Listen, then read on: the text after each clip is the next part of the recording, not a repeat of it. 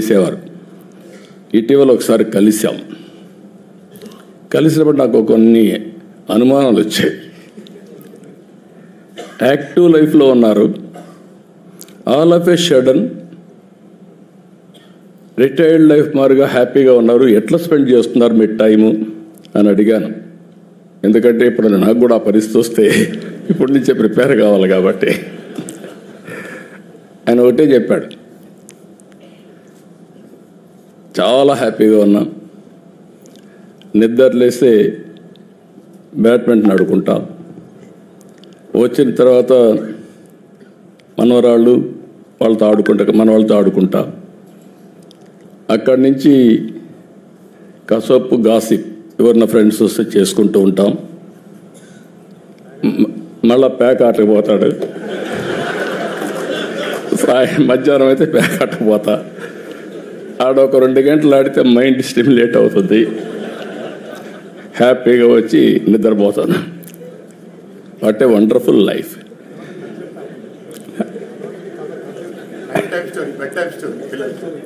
పిల్లలకి అది కూడా చెప్పాడు, నేను మర్చిపోయాను. పిల్లలకి రాత్రిలో ఒక స్టోరీ చెప్పి ఏం హ్యాపీగా నిద్రపోతాడు. అదే మరి ఫ్రెండ్స్తో కలిసి విదేశాల్లో తిరగడం ప్రారంభించాడు. పోయినప్పుడు అక్కడ కూడా ఈ అధ్యయనం చేయడం ఇవన్నీ చేశారు. కానీ ఇన్ని పనులుండి ఇప్పటికి మీరు ఒకసారి చూస్తే ఒక 5 పుస్తకాలు రాశాడు ఆయన. ఈ ఎక్స్పీరియన్స్ చూసినప్పుడు ఫస్ట్ది ఒక చరిత్రలో కొన్ని నిజాలు, ఫస్ట్ బుక్ రాశాడు.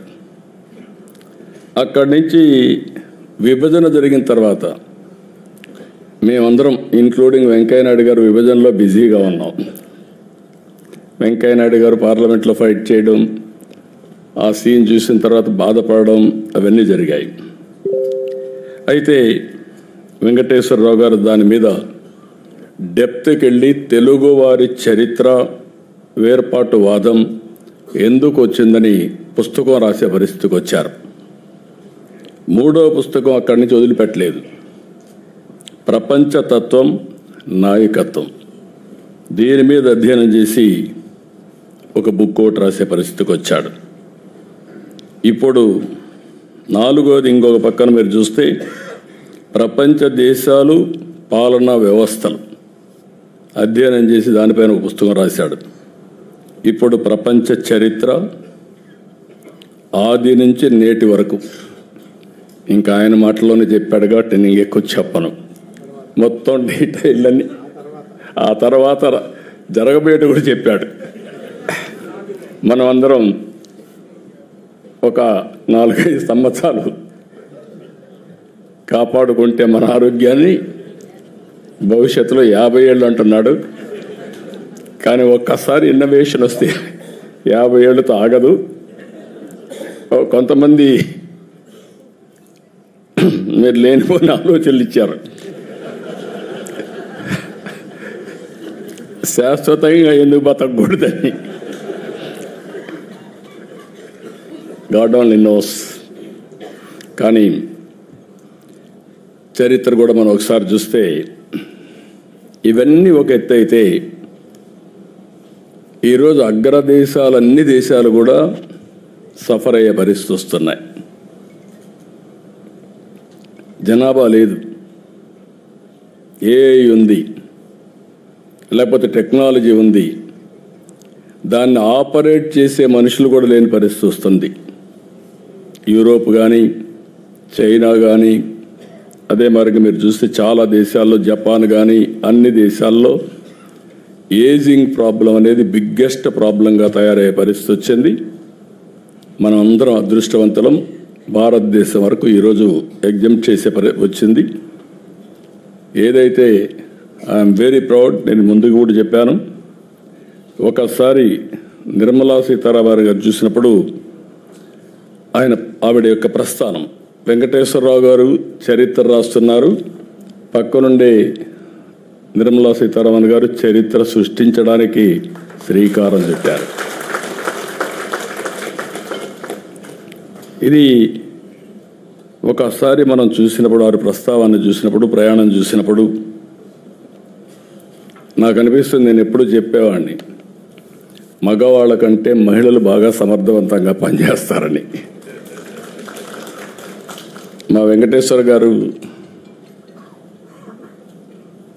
ChatGPT కొట్టి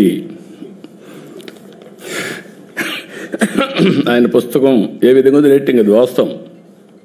మీరు కూడా ChatGPT కొడితే మగవాళ్ళు ఇంటెలిజెంటా ఆడవాళ్ళు ఇంటెలిజెంటా అని కొడితే ఆడవాళ్ళు ఇంటెలిజెంట్ అని వస్తుంది.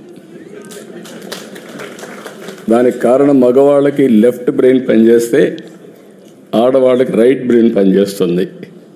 ఇది there is a scientific evidence. నాకు డౌట్ వచ్చి మా ఆఫీసులో అడిగితే మా వాళ్ళు కూడా అది చెప్పే పరిస్థితి వచ్చారు. ఇప్పుడు వారిని చూసిన తర్వాత, నిర్మలా సీతారామన్ గారిని చూసిన తర్వాత, మదురైలో సావిత్రి నారాయణ్ ఒక మన మారిగానే ఒక సాధారణ కుటుంబం. అక్కడ ప్రాథమిక విద్య మదురైలో చేయడం, తిరుచిరాపల్లిలో ఆర్థిక శాస్త్రంలో అండర్ గ్రాడ్యుయేట్ చేయడం, ఢిల్లీ JNTలో ఆర్థిక శాస్త్ర డిగ్రీ తీసుకోవడం, లండన్ స్కూల్ ఆఫ్ ఎకనామిక్స్లో వెళ్ళి పీజీ చేయడం, అక్కడి నుంచి ప్రైస్ వాటర్ కూపర్స్లో పనిచేయడం కన్సల్టెంట్గా, ఐక్యరాజ్య సమితిలో పనిచేయడం, ఇండో బ్రిటిష్ సొసైటీ కూడా పనిచేయడం. ఇదంతా కూడా వారు ఆర్థిక మంత్రిగా పనిచేయడానికి ఎంతో ఉపయోగపడింది.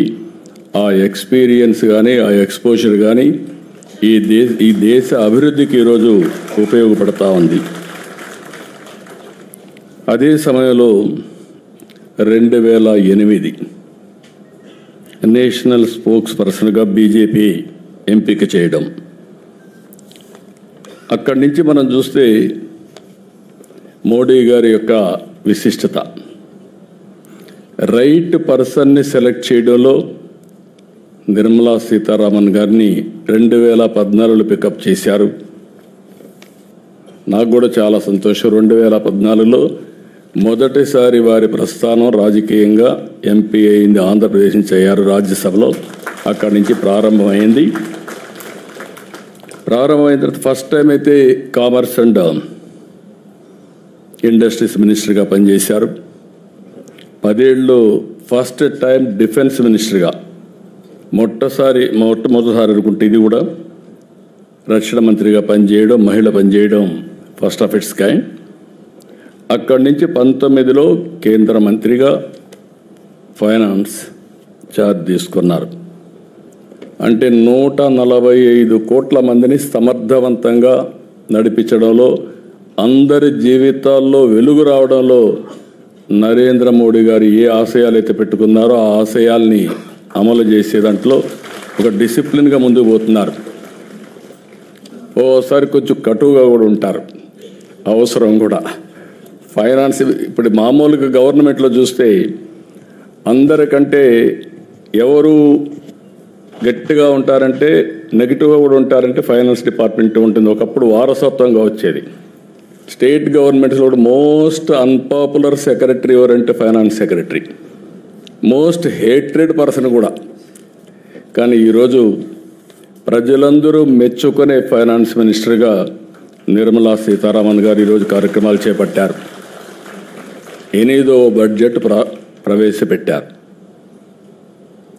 నరేంద్ర మోడీ గారి నాయకత్వంలో 10వ స్థానంలో ఉన్న ఆర్థిక వ్యవస్థ 5వ స్థానానికి వచ్చాం.